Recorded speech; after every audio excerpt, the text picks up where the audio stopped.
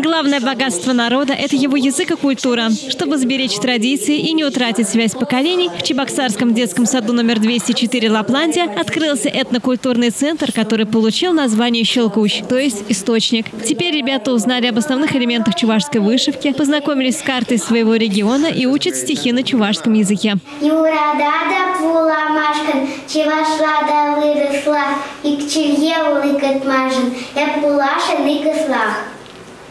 Эпчу вас пеги туванчилье сана саладов, чи или мне эстенджере.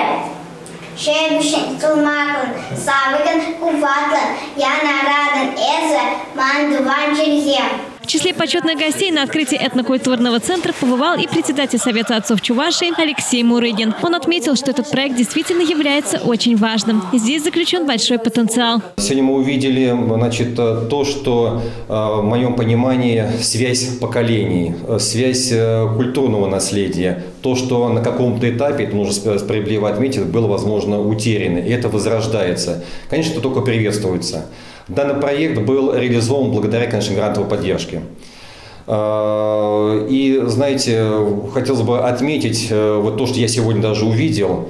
Дети вовлечены, искренне вовлечены в данный процесс. Это и культура, это и география, это и известные земляки, много-много тем. На самом деле у данного проекта большое будущее и, самое главное, большой потенциал. Я искренне хочу пожелать всем участникам проекта дальнейшего творческого развития только вперед, но мы готовы оказать любую поддержку в данной деятельности. Сохранение родного языка и культуры – одна из важных задач сегодня. Прекрасна чувашская земля, воспетая композиторами и поэтами. Толерантность, уважение к родному языку, к традициям, к обычаям, они не передаются по наследству. В каждом поколении их нужно воспитывать вновь. И чем раньше мы будем формировать эти качества, тем большую устойчивость они будут приобретать. И взрослее уже сам ребенок становится хранителем и продолжателем народных традиций. А уникальность этнокультурного центра, который мы открываем сегодня в 204-м детском саду, в том, что здесь дети могут знакомиться с родным краем, с родной культурой с помощью интерактивного современного оборудования. Здесь они знакомятся и с государственной символикой, и с родным языком, и даже с растительным и животным миром. И все это, конечно же, имеет огромное воспитательное значение. Этнокультурный центр – это грантовый проект. И, конечно, хочется поблагодарить всех тех, кто помог осуществить эту мечту, говорит заведующий детским садом номер 204 Ольга Ижетникова. Когда объявили этот грантовый конкурс «Бережливая инициатива», мы, конечно же, уже знали, с какой бы темой хотели выступить. И нашей мечтой был все-таки создать такой уникальный этнокультурный центр.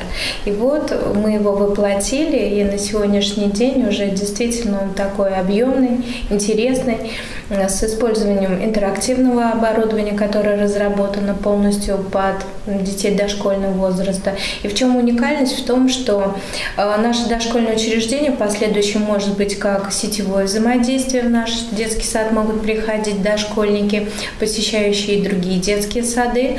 И также можем транслировать свой опыт и в других регионах. Главное в этнокультурном центре – это интерактивный экран, благодаря которому есть возможность провести различные викторины, узнать о выдающихся земляках, чувашских праздниках и обрядах, а также отметить населенный пункт на карте региона. Это еще далеко не все, уверяют разработчики. Теперь учить чувашский и знакомиться с культурой родного края будет гораздо интереснее. Создано семейное у нас родовое дерево, тоже чтобы детки могли язык изучать, потому что присутствует национальный язык. Спасибо тоже за это. Добавление необычное, интересное. Есть конструктор, где имеется возможность расширять компонент, добавлять самим дальше что-то интересное и познавательное. Так что край 100 тысяч вышивок и песен прекрасен и интересен. И ребята заново знакомятся с ним, чтобы в будущем передать эти знания уже другим поколениям. Ведь не зная прошлого, невозможно построить счастливое будущее. Елена Яковлева, Антон Небытов. Жизнь в столице.